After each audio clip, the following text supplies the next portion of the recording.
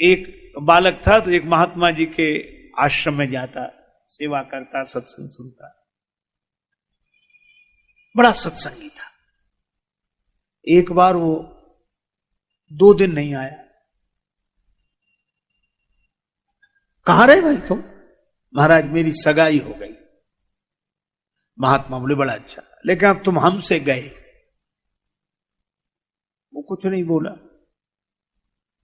2 महीने बाद 5-6 दिन नहीं आया। अब कहां? विवाह हो गया। तो माता पिता से गए। वो फिर चुप रह गया। 3 साल बाद फिर 4 दिन नहीं आया। क्यों? आपके सेवक के घर बालक का जन्म। अच्छा, बड़ा अच्छा। अपने आप से भी गए तो वो पीछे पड़ा। तो महाराज समझ में नहीं आया, आप नाराज हो? नहीं, नाराज काहे? बिल्कुल अच्छा है। वह भी एक मार्ग है, प्रेय मार्ग है, श्रेय मार्ग है, 2 ही मार्ग है। अरे इसमें कोई गलत और सही की बात नहीं, दोनों ठीक हैं। अरे भाई बड़े शहर में 2 सड़कें होती हैं, एक बीच बाजार से जाती है, एक बाईपास रोड जाता है, आगे जाके तो सड़कें एक ही होती है। तो 2 ही है। जो विरक्त हैं वो मानो संसार के शहर के बाईपास रोड से निकल गए। जो गृहस्थ हैं वो बीच बाजार में बेचारे जाम में फंसते, धक्का फक्का खाते, जैसे बना वैसे किसी तरह अपनी गाड़ी निकाल के ले गए। पर आगे तो सड़क एक ही होनी है। लेकिन भाई बड़ी बहादुरी है गृहस्थों की। बाईपास रोड तो वैसे ही खाली पड़ा रहता, चाहे कोई निकल जाए। वो तो बना ही इसलिए कोई झंझट ना हो। झंझट तो उनका है जो प्रवृत्ति के बाजार से निकलते हैं। तो महात्मा जी ने कहा कि बुरी बात नहीं, विवाह भी कोई पैसा थोड़े। एक आदमी कह रहा था कि विवाह, देखो विवाह में चरित्र की प्रधानता हो, विवाह में धर्म की प्रधानता हो, विवाह में कर्तव्य की प्रधानता हो, विवाह में प्रेम का आदर्श हो, चरित्र का आदर्श, मर्यादा का आदर्श हो, तो विवाह है। विवाह माने वाह। और जहां न चरित्र न कुछ वासना और दुनिया भर के विकृतियों से भरकर संबंध जुड़े तो विवाह नहीं होता, वो विवाह होता है जिसमें आह आह बनी रहे। तो भगवान ने, तो महात्मा जी ने कहा कि भाई तुमने विवाह किया है तो वाह है। बोले सो बात नहीं महाराज, साफ साफ कहो। आप कह रहे थे कि हमसे गए, माता पिता से गए, अपने आप से गए। महात्मा जी बोले निंदा थोड़ी की थी, मैंने ये कहा था सगाई हो गई माने अब तुम हमारे रास्ते में नहीं आओगे, तो हमसे गए, अब तुम्हारा मार्ग अलग है। और विवाह होने पर कहा कि माता पिता से गए, क्योंकि आप माता पिता पर जितना ध्यान देते थे तो अब कम ही दे पाओगे, क्योंकि ये भी जिम्मेवारी आ गई है तो इसलिए। और बेटा हुआ तो अपने आप से गए, बोले अब अपनी फिक्र कम करोगे, बेटे के लिए करोगे, बेटे के लिए हो जाए, बेटे के लिए हो जाए। बोला महाराज आप तो महात्मा हो इसलिए कहते हो, संसार में कितना लोग किसको चाहते हैं मुझसे पूछो। महात्मा बोले तू संसार में ही रहे। बोले नहीं नहीं। महात्मा बोले बता दें, समय आने पर पता लगेगा। अच्छा ठीक है। कई वर्ष बीत गए। महात्मा बोले कभी बताएंगे। फिर कई वर्ष बीत गए। एक दिन पीछे पड़ा, बोले महाराज बताओ। महात्मा बोले तुम इतने दिन हमसे योगाभ्यास सीख रहा है, योगाभ्यास कर रहा? हाँ कर रहा। सांस तो रोक लेता? बोले हाँ, भीतर ही भीतर चलती रहती है, लोग समझते बंद है। ऐसा अभ्यास मैंने कर लिया। तो बोले बस यही प्रयोग करना तू घर में जाके कल। वो सांस रोक के पड़ गया। तो क्या हो गया, क्या हो गया? माता पिता परिवार सब रोने लगे। क्या हुआ? क्या? कई उपचार करने वाले आए, पता ही नहीं। अंत में इनके गुरुजी को बुलाओ, बाबा जी के पास जाता था। साधु लोग तो ऐसे ही मौके पे याद आते हैं कि उनको बुलाओ। बुलाए, संत जी आए। और वो तो संत जी की पूरी योजना थी। क्या हुआ महाराज? ये तो गया, बचा लो इसे किसी तरह। संत ने कहा तो भाई मामला तो गंभीर है, लेकिन 1 कटोरा दूध मंगाओ। 1 कटोरा दूध आया, चीनी डालो इसमें, बढ़िया चीनी। महात्मा जी, अब मोहल्ले के लोग भी तमाशा देखने आ गए कि क्या क्या होगा।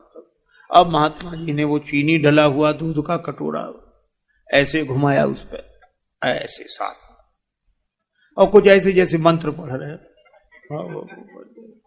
पर बोले बस एक ही उपाय है क्या ये दूध का कटोरा जो पी ले वो मर जाएगा पर ये बच जाएगा। बोलो कौन तैयार?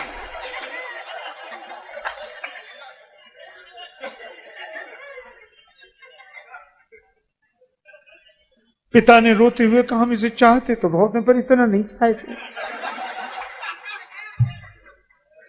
अब उसकी उम्र पूरी हो गई तो गया, अब किसी के प्रारब्ध में क्यों छेड़छाड़ करे। मां बोली मैं तो पी लेती महाराज, लेकिन मेरे जाने के बाद मेरे पति की सेवा कौन करे, धर्म बिगड़ जाए। पत्नी से कहा कि बहू, बोली भगवान का विधान है, उसमें कोई क्या कर सकता है, मैं अपने माता पिता के यहां चली जाऊं। अब मोहल्ले वालों ने सोचा किसको नहीं, बाबा अपने को दूध दिखाएगा कि पियो कटोरा, मना करते भी अच्छा नहीं सब। तो महात्मा जी ने कहा कि हम पी लें। अरे महाराज संत तो परोपकार के लिए होते हैं, परोपकार वचन मन काया संत स्वभाव सहज, अपरित सरिस धर्म नहीं भाई। आप पी लो, फिर आपके आगे पीछे कोई है ही नहीं, ना रोने वाला ना। आप तो मरकर भी अमर हो जाएंगे, आपकी समाधि बनवाएंगे, मेला लगवाएंगे हर साल। और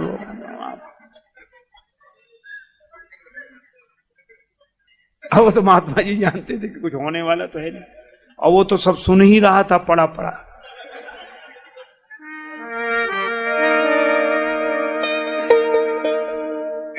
पीकर दूध संत ने लीनी एक डकार, यही बोले उठ बेटा चल मेरे संग अब देख लिया संसार। बेटा देख लिया संसार, जिन्हें हम हार समझे थे गला अपना सजाने को, वही अब नाग बन बैठे हमारे काट खाने को।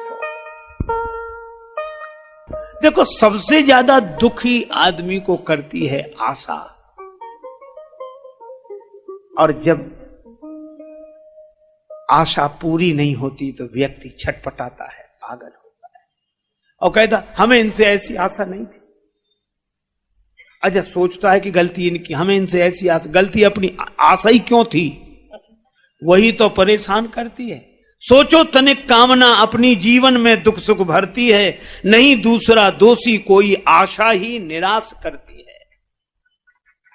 नहीं दूसरा दोषी कोई आशा ही निराश करती है। क्षण भंगुर विषयों से सुख का स्थायी आधार न मांगो, प्यार करो पर प्यार न मांगो। प्यार करो पर प्यार न मांगो, गैरों से क्या अपनों से भी सपनों का संसार न मांगो। गैरों से क्या अपनों से भी सपनों का संसार न मांगो। तुम्हें दिखाई देती है जो बसी हुई बस्ती यारों की, धोखे में मत आ जाना, ये दुनिया है दुकानदारों की। अब व्यवसायी से निश्चल मन का प्रेम भरा व्यवहार न मांगो, प्यार करो पर प्यार न मांगो। जिसने जगत बनाया जग में उसकी ही इच्छा चलती है, जिसने जगत बनाया जग में उसकी ही इच्छा चलती है। बात कभी की अलग, हमेशा दिल की दाल नहीं गलती है। मुक्ति का उपाय सोचो, कुछ भुक्ति का भंडार न मांगो, प्यार करो पर प्यार न मांगो। तो करें क्या? जग को हरि का रूप समझकर मन में भाव भक्ति का भर दो। प्रभु की सत्ता सिंधु सरित सा अपना अहम विसर्जित कर दो। छूट जाएगा रोना, अपने होने का अधिकार न मांगो, प्यार करो पर प्यार न मांगो। देखो फलदायी वृक्षों को कितने नम्र रहा करते हैं, देखो फलदायी वृक्षों को कितने नम्र रहा करते हैं। फल वाले होकर पत्थर का कठिन प्रहार सहा करते हैं। सीखो यह स्नेह दे करके बदले में सत्कार न मांगो, प्यार करो पर प्यार न मांगो। है अनेक में एक यही तो मिलता है उपदेश यहाँ, सभी राम का रूप है पगले रंक और राजेश कहाँ। इसी दृष्टि से सृष्टि बदल दो, रिपु का भी प्रतिकार न मांगो, प्यार करो पर प्यार न मांगो। महात्मा जी ने कहा कि बेटा आशा रखी थी उसी का ये परिणाम, इसीलिए अपने यहां संसार में रहने के लिए मना नहीं किया, आसक्त होने के लिए मना किया। आशा के कारण आसक्त हो जाते।